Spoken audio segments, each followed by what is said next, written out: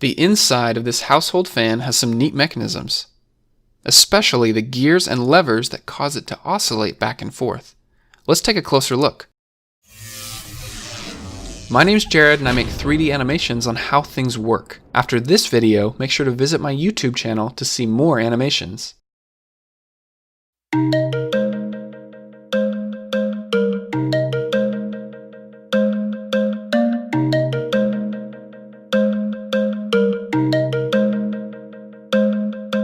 First, a quick tour of the features of this fan. At the bottom are the buttons to set the fan speed, a dial to adjust the pitch of the fan, and then the pin on top to make the fan move back and forth. You know the drill by now. Your fan might be slightly different, but the mechanisms I'm about to show you are probably very similar. Unless it's a box fan, or one of those tower fans, or a bladeless fan. These are pretty cool. I might have to do a future video on this. But for now, let's focus on this fan over here. Taking one apart is pretty simple. Several screws in the bottom and plastic pieces to take off. The coolest parts are at the top.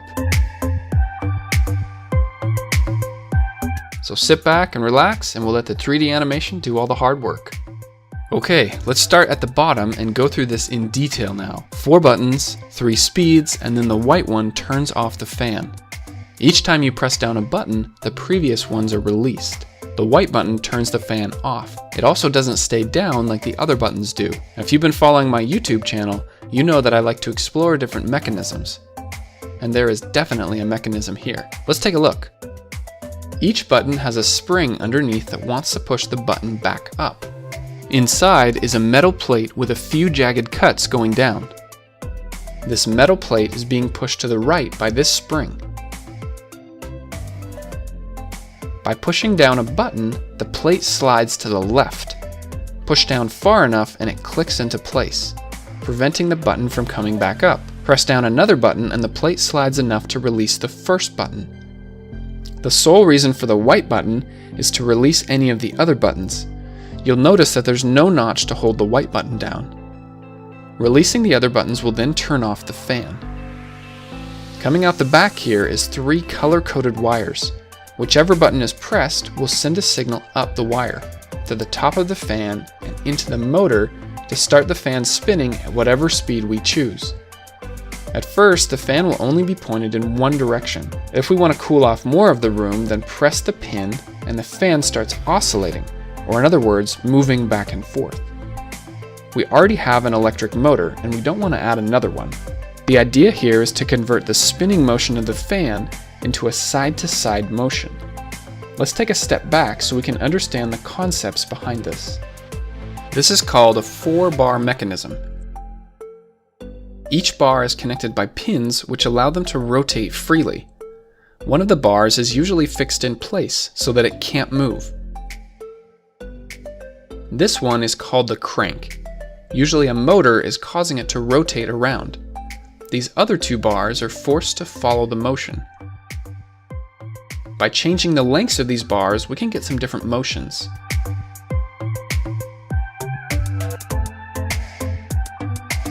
Let's focus in on this configuration. Normally, the green bar is the one that's fixed in place. Watch what happens when instead, the small blue bar is fixed in place.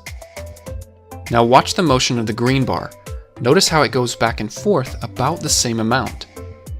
This is how we get that oscillating motion for the fan. Now let's go back and see how all of this works on the fan. So the 4 bars on the fan are right here. This is the short bar that's fixed in place.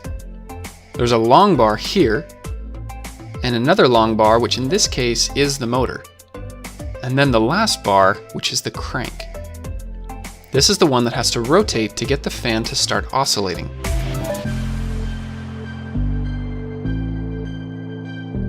But there's still a missing piece. How do you convert the rotation of the fan to the rotation of the crank?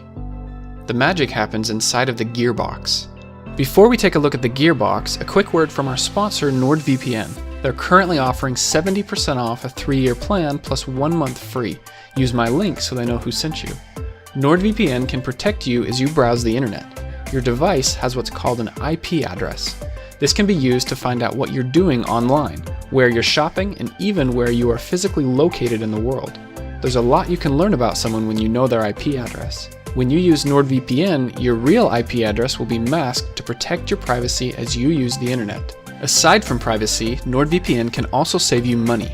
For example, shopping for plane flights might be cheaper depending on the country that you're in. NordVPN will let you connect to 60 different countries. You can either select a country from one of these dots, or come down here and click Quick Connect. Once you're connected, you just browse the internet like you normally would. It's that easy. And of course, it's supported on whatever operating system you happen to be using. Go to nordvpn.com/JaredOwen or click the link in the video description below. Alright, let's see what's inside of that gearbox. There's a piece that sticks out the back that rotates along with the fan. This is called the worm. When it spins, it kind of looks like it's moving even though it's not. Right next to it is the worm gear. Down below is another gear which is directly attached to the crank. The pin is what connects all of these gears together. You can see it has some gear teeth on it. Towards the top of the pin, there's a spring with 2 ball bearings.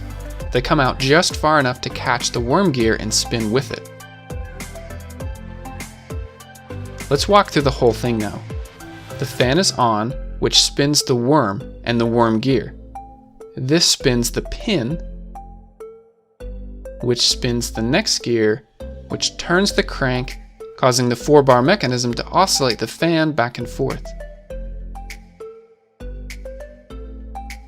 This only works when the pin is down. When the pin is up, it doesn't rotate along with the worm gear, so nothing else below it will move. This means the fan will continue to point in the same direction. But if we press the pin down, the fan starts to oscillate again. Let's look at the ball bearings again. When the pin gets pulled up, the ball bearings would go flying in each direction if there was nothing to stop them. This actually happened to me the first time I took apart the fan. Don't worry, I found them again. Just be warned if you try this yourself. What normally prevents this is the gearbox lid. Pull the pin up, and you can see the ball bearings are forced back in. This is what keeps the pin up, otherwise it would just fall back down.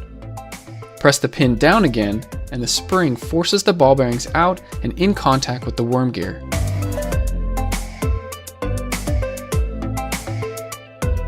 I also want to point out that the speed of the crank is much slower than the speed of the fan.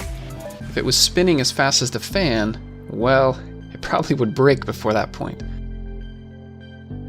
The right combination of gears helps to slow the speed down, so the oscillation happens at just the right speed.